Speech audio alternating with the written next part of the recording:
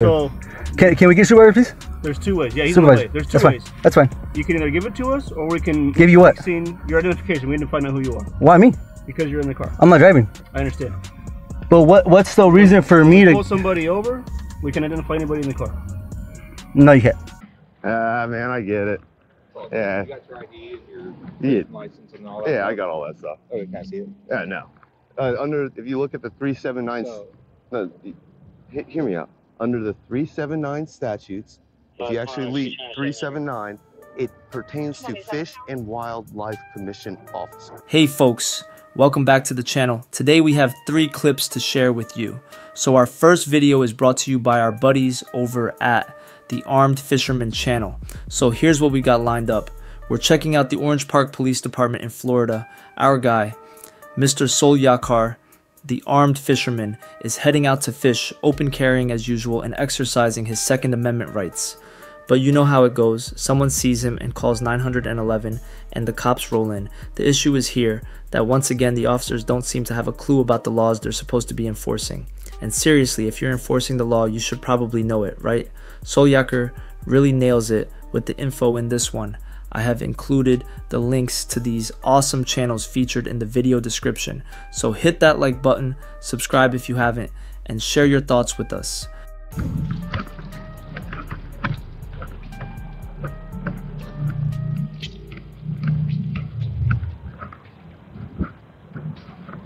What up, dude? Man, I get it. Yeah. You got your ID and your license and all that? Yeah, I got all that stuff. Oh, can I see it? Yeah, no. If you look at the 379, hear me out. Under the 379 statutes, if you actually read 379, it pertains to Fish and Wildlife Commission officers. I do have a valid fishing license, and I'm clearly going fishing. Under 901-151, unless you suspect me of a crime, have committed a crime, or about to commit a crime. Okay, so I have had numerous calls. That's fine. Citizens. Right. Okay? So at this point, right now, all I'm trying to do is just identify you. You don't have. Hey, listen. And then after that, you're on your way. I understand.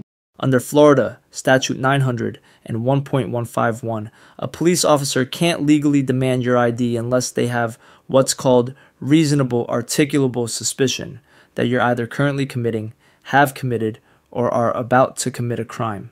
This statute is designed to protect your Fourth Amendment rights against unreasonable searches and seizures.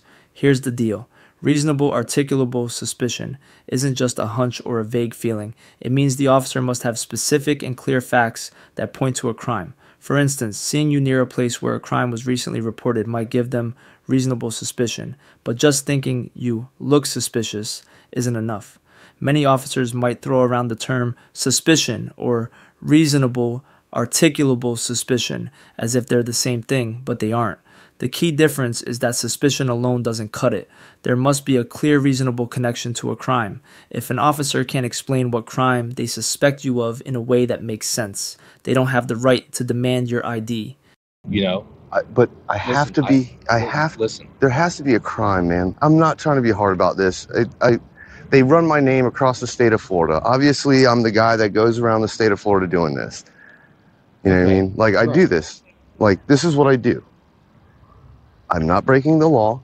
And under the law, 901-151, I'm not reaching for anything, but I'm going to gladly show you. It's just a cigarette.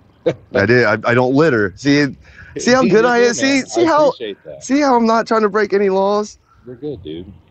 I get it, dude. I'm not out here saying that, you know, you are. Fishing, those are all the dates. Can I see it? Under Florida law, I've just done you a solid by saying, here's my fishing license. I know what you're trying to do. You're trying to run my name through David, NCIC, FCIC, all those other databases that pertain nothing to do with my fishing license. Nothing. Right now, if we're questioning my fishing license, which I clearly have, you can call FWC and they can come out and check it. Because right now, all I'm doing is trying to go fish into that park right down the road here, like right at the end of this block. For those who might not be familiar, the NCIC, or National Crime Information Center, is a nationwide database that stores a wide range of information, including criminal records, stolen property, and more. Each state also has its own version of this system. For instance, in Florida, it's called the FCIC, or Florida Crime Information Center, while in Georgia, it's the GCIC, or Georgia Crime Information Center. When a police officer demands your ID and you provide it, your information is entered into these databases. This process isn't just a quick check. Once your details are in there, they're stored indefinitely. This means that even if you're not involved in any criminal activity, your information becomes part of a permanent record accessible by law enforcement agencies across the country. This is why it's so important to be aware of your rights. If you haven't committed a crime or there's no reasonable, articulable suspicion that you're involved in one, you shouldn't be compelled to provide your ID. Doing so can lead to your personal information being unnecessarily stored in these databases. It's not just about avoiding a potential hassle, it's about safeguarding your privacy and ensuring that your rights aren't violated. So stand firm and know that unless there's a legitimate reason tied to a specific crime, you have the right to withhold your ID and keep your information out of these systems. Right now, if we're questioning my fishing license, which I clearly have, you can call FWC and they can come out and check it. Because right now, all I'm doing is trying to go fish into that park right down the road here, like right at the end of this block. And that's all I'm doing is just going fishing, man. Under 901-151, what crime am I committing? So, and it doesn't have to be a commission of a crime. Bruh. And it can be the investigation. You can investigate all you want. But listen, but at this point, for us, this is a suspicious person call. But so suspicion isn't until you came out here, and I'm telling you I'm going fishing. So we've just dispelled the suspicion part now. We're past suspicion. I'm not suspicion because the person that called, suspicious person. You come out here, you meet me, I'm going fishing. The suspicion part is now over. Okay, but right? Listen, what I'm saying is the suspicion part isn't over for me because how do I know that you're allowed to carry? How do I know that you're not a convicted felon? Florida, you're not supposed to be Florida with a firearm. I can pull up a case law for you. It's called Florida versus JL, state versus JL. The guy was a convicted felon. He had a firearm on him, left it in the back of an Uber, and when they went through the whole court proceedings, they threw it out because there was no suspicion of a crime. They didn't have the right to identify him because they didn't know if he'd broken a law yet. That's the key thing about 901-151. State versus J.L. Right, look that up. Show that to him. I'll be right back. Yeah, no worries. I'm not going anywhere. Right there. Asserts that the police officer did not have the requisite reasonable suspicion to justify a stop or frisk, that consequently the seizure of the firearm was unconstitutional. See what I'm saying? Like, this is the federal case law. This came straight out of Florida. It actually came out where I live. I know about this case law, and the only reason I know about this case law is because these are very pertinent to my constitutional rights. Mm-hmm. You know what I mean? And I'm not trying to be a hard butt about this. I'm not trying to give you a hard time. But what I am saying is that I am lawfully doing what by law to a T right now. And unless I am suspected of a crime, you can't ID me, man. Like, I literally have a fishing license valid. It's valid till July of this year. I'm going fishing. I'm going crabbing. This is what that's for. Mm-hmm. You know, like, I'm not trying to give you guys a hard time. I'm really not. But, you know, I deal with this on a daily. Like, this is what I do. You know, I'm sure you've seen the YouTube channel, right? Yeah.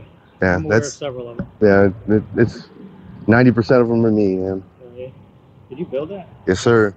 The same oath that you took to swear and uphold to defend my rights. You know, this is my right to do this. And, you know, I'm not trying to give you guys a hard time about any of this. I know.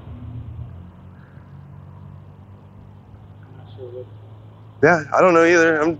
You're good. Like, Yeah, if you want, Okay. I'm literally gonna be right up here at the end of the block, Yeah. right at the thing, and I think there's fishing there. I don't know 100% yet until I usually get to where I'm going fishing.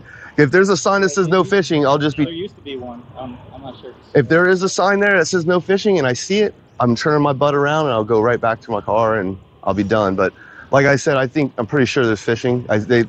People told me there's fishing over here, so. Yeah, people have been out here fishing. Yeah. Yes, sir. I think we're good. All right. I don't see them. So folks, after seeing situations like the one in the video, it's clear that we all need to be prepared. Stand firm, ask questions, and don't be afraid to assert your rights, because at the end of the day, the law is there to protect us, but only if we know how to use it, right? Do not forget to check out the Armed Fisherman channel and subscribe to him as well. Now let's check out our second clip. I recorded this, we recorded all interactions. How's it going? So Olivia told me that she came out here and talked to you, correct? Yep. Okay, and what did she ask you? She asked us to leave. Okay, and did she provide you with the rules and regulations 7 at the U.S. Post Office? We're allowed to be here. It's government property. So it's what? Government property. So it's open to the public. Did she provide you with the rules and regulations? I didn't see him. Let me go grab those for you. That it does say on there that there is no soliciting or there is no getting signatures on post office property. I'll go get that paper. That doesn't trump the U.S. Constitution, though. So I'm going to go get this piece of paper for you to let you know. Even if I see, I'm not leaving. Give me 1 second. I'm still not leaving, so. I really don't care what that paper says. I already know we have the right to be here. I'm not trying to be rude to anybody, but I'm not going to have my rights trampled on. Well, It's a First Amendment protected activity. There's plenty of case law. The Supreme Court's ruled on this already. I mean, The postal master has they have rules that say, oh, you can't film in here too, but you're allowed to go film in there. I mean, it doesn't. Their policy doesn't trump the law, you know. a little different. filming's different than First Amendment protected activity. No, it's not. That's not what I'm referring to. What I'm referring to is the aspect of going in and filming or filming on property, that type of thing. So You can do any if you protected. have- You can do any First Amendment activity on the post office. I can stand here and protest. I can stand here and do government petitions. How you doing, miss? You got time on your way out? We've got the pro-life petition. You guys came here last week and did the same thing. No worries. You have a So, good day, I'm not you bud. personally, but the police came here last week and told the other guys the same thing, and they actually told the postmaster they could stay because that cop actually seemed to know the law. Well, that was this officer, and the postmaster at that time had indicated to him that as long as there wasn't any complaints that they received from people coming and going, Gotcha. and apparently now they feel that they've had some complaints. So that's why he's checking in on We've only been here 15 minutes, so. Gentlemen, I just got here too. I know, I'm not trying to be rude to you at all. I appreciate your service. I know what you guys go through. But I think he's wasting his time by trying to show me this policy because I really don't care what that says. I already know what the Constitution says, you know. Okay. I don't There's the need rules and that. regulations. I don't need that. So I just talked to Olivia, and she said that she did put you on warning for trespassing. Okay. I talked to the attorneys with the U.S. Post Office, Okay. and they said that this is the rules and regulations concerning postal private property and what their rules and regulations are. Okay. So she said that she would like you off the property. She's going to come let you know right now. Not happening. That she would like you off the property. We have every right to be here. Okay. I'm going to go get her to have you, or let you know that. What's your name and badge number too, Clark? I am Chief Clark with the Boys Town Police Department. So you're chief, I am the Chief of Police. and you don't know that we have a right to be here? I do know that there are certain stipulations under the U.S. Code that does not allow you guys to do this particular thing. You can be on the sidewalks. You can be on the sidewalks over there doing your petitions. But these petitions stipulate the U.S. Code that you cannot do the signature petitions on their properties. That's not the law. You know the Supreme Court ruled that we can do this, right? I do know that there is a Supreme Court ruling, but that is in conjunction to older buildings. No, any government building, DMV, Okay. any government property. Okay. You're a chief, you should know that, man. I don't mind a simple lawsuit against Boys Town Police. It'll be a slam dunk. It'll be a settlement. Make you guys look bad. That's your choice. That's your prerogative. We're trying. It's not my choice. I'm trying to. No, you're trying to violate our rights. We're trying to work this out as best we can. No, you're trying to violate our rights. We have every right to be here. This is a government building. It's open to the public. This is a First Amendment protected activity. Supreme Court's ruled on this several times. It's a civil rights violation. If you want to arrest me, but I'm not leaving. I'm doing my job. I'm being respectful. I haven't harassed a single person. I haven't blocked the door. I've been very polite to every single person I talked to. Yep. We've been here for, what, 15 minutes? Yep. So as acting postmaster of this station, you are not allowed to be here on our property. We are allowed to be here. The rules and regulations say no. That doesn't, soliciting, the Constitution has more power than that. So just so you're aware of that, you are not allowed to collect signatures on postal property. I'm aware of your opinion. Postal property is public property, right? That over there. Is postal property public property? Right? I'm asking you a question, miss. Is postal property public property? This is Boys Town property. Which is Private public. property. You'll get an education. I mean, it's fine. We can get arrested if that's what you guys really want to do. Tell them this. Okay. We don't want to arrest anybody, so. Well, then leave us alone. We'll be done in like Trying to be respectful to you guys, but I'm not. What? We'll leave Excuse me. with our 4 hours. Okay. Well, unfortunately, she is. She has no right to tell us to leave for what we're doing. Yeah. She has no right to tell us to leave. Come on Okay. down. Well, she does in accordance to the U.S. Code. No, we didn't break any laws. You can't be trespassed from public property unless you committed a crime. Okay. I know the laws, guys. This Come is on. federal property. Which is public. And I talked to the attorney for the U.S. Post Office. Okay. And they said that this rules and regulations, what she provided, specifically say in here, I'll let you see this. It could say you can't wear a green shirt too, but it doesn't change anything. It doesn't mean it's a law. I don't care what it says. And collecting signatures or petitions are prohibited on postal service property. Just because they print that doesn't mean anything. The Constitution says it's not. That's just a piece of paper. The Constitution, the Supreme Court has ruled several times, guys. Come on, you know this. Okay. So I did talk to the attorney. I'm not leaving. Post Office. Okay. So I'm going to talk to him real quick too. So this is protecting unborn children from abortion. Yes, I know. What's your name and badge number? Deputy Chief Gill. Okay. Badge number T035. Thanks. You already know what I'm doing. Did Olivia let you know what is going on? I already know what I'm doing. Thank you. You guys have a good day.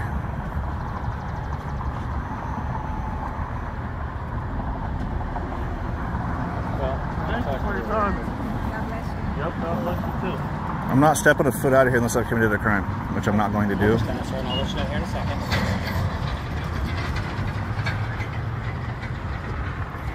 Man, you got the pro-life petition, you got time on your way out.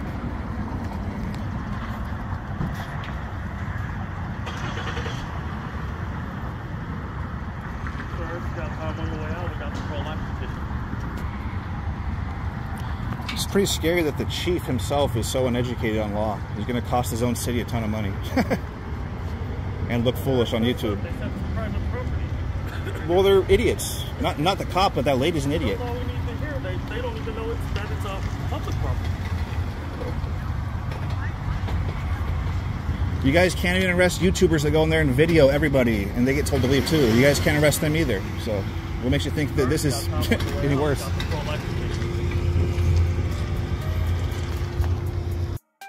So in this interaction, we've got a man exercising his First Amendment rights by gathering signatures and recording on postal property.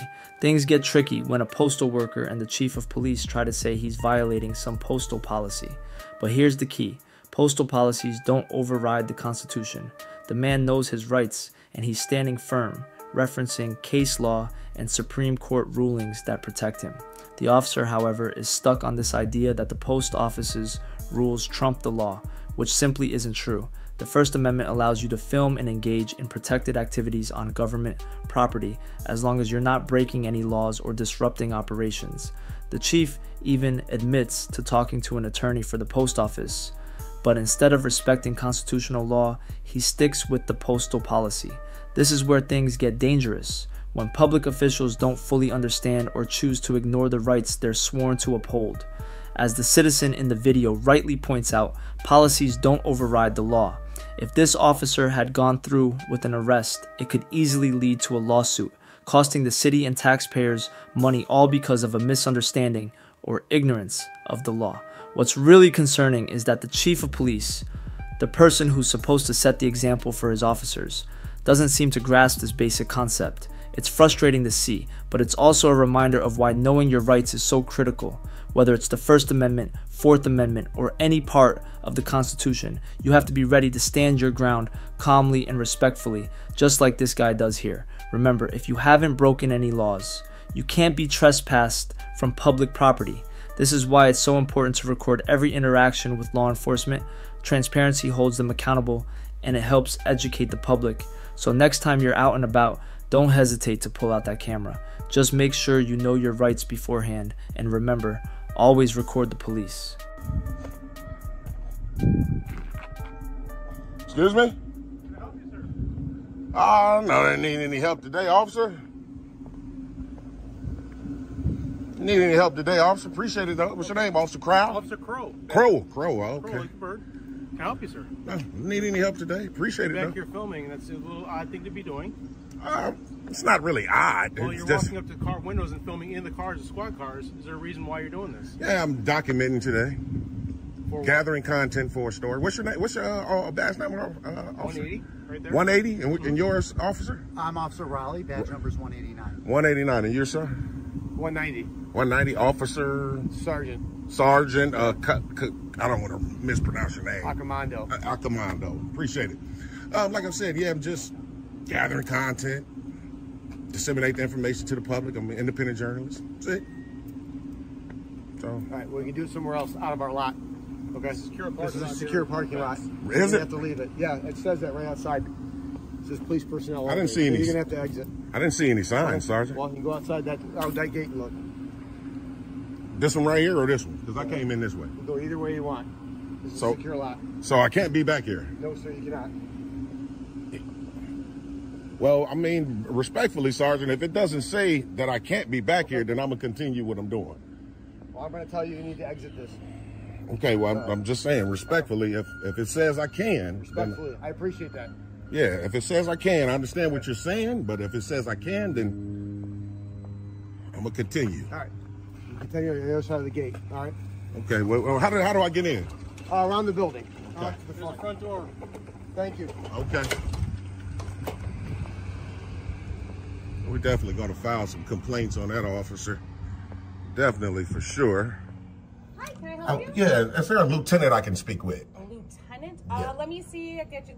Would a sergeant work? Nah, you know what? Maybe another sergeant other than the young man that I just had an encounter with in the parking lot. So I can't really remember his last name. It was kind of difficult to pronounce. Okay. So, I mean, a sergeant could work as long as it's not that one.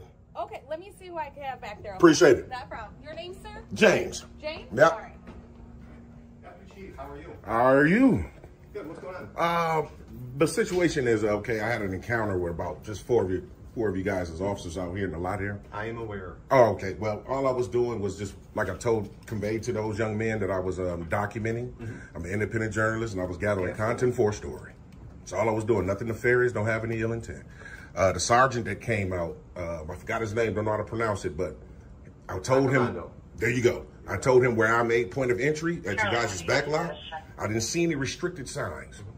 He told me that there was one right behind me. So we started to proceed that way so I can make sure, because if it is a sign they're restricting access, then I don't want to be in an area that's restricted. So when I got there, it wasn't a sign and he closed the gate. And I was conveying to him that if it wasn't a restricted area by statute and laws, then I have a right to be there to do it because it's public property. Sure. But he closed the gate on me. And I wanted to come in and be able to have a dialogue with you and put you on notice of what actually occurred. So, well, luckily too, they all have body-worn cameras, so for sure, as much as you're recording, they are recording as well. That's great. I'll be able to review the materials, and if anything occurred that was incorrect, I'll correct it. Okay, for sure. I mean, I know one of your big purposes is you want to show these kind of things, right? You want the freedom of information. That's absolutely correct. Shared with the community and the public. So that's I for get sure. it. That's all. That's all I'm here to do today. Like I said, I don't have any type of ill intent. I even conveyed that to those fine young officers, and they obviously wasn't interested. So I checked on this gate here. Like I say, this one past here right here has no signs. The one back there, I didn't see a sign in terms of restriction. Now, I do see a sign on where I came in saying police and employees vehicles only. So I do see that, but there's no other signs at this point where he told me to exit. and he closed the gate on me. So I just wanted to be able to put you, what's your name, Chief? Brent? Deputy Chief Brent. And your badge number? 163. 163. I just wanted to be able to put you on notice. Obviously, they have already conveyed it to you. But I'm, like I said, if I'm able to go back out there and document and gather my content unmolested, that'd be great, and we'd be good to go. Well, you're able to go anywhere where the public can go, and you know that, right? That's absolutely correct. That's why I would think so, but my rights were just sort of kind of infringed on, for lack of a better term, by the sergeant. Well, the only concern that I have is obviously it's a moving parking lot with squad vehicles and other employee vehicles going around. Okay. I don't want you getting hit, and I don't want you impeding traffic when they're doing their thing. Oh, you know what? That's all I'm worried about. I've been around a long time, Deputy Chief. You can rest assured, if I see any cars coming through, especially in the parking lot, it'd be 3 to 5 miles per hour. I'll make sure to get out their way. Just be safe. For sure, I will, Deputy Chief. Definitely will. All right, thank you. All right, thanks a lot. Have a good one. Man, you too. Bye-bye. Yep. And we'll be good to go. So, I think that was one of the officers there? Yeah, I think so. Yeah, now they're leaving. So the Deputy Chief probably told him, you know, leave that guy alone. So, it's crazy, man. So, good to go.